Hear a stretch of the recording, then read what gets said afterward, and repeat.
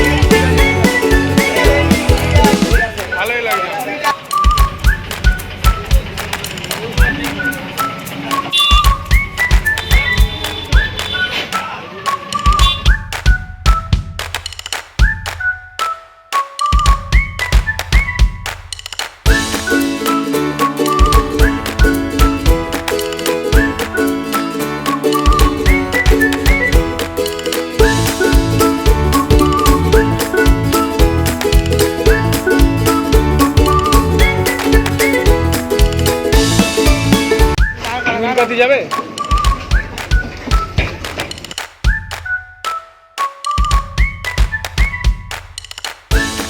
আজকে আমরা বাজার থেকে চিকেন এনেছি। চিকেনটাকে এবারে রান্না করা হবে, ফার্স্টে ম্যারিনেট করা হবে, তারপরে রান্না করা হবে।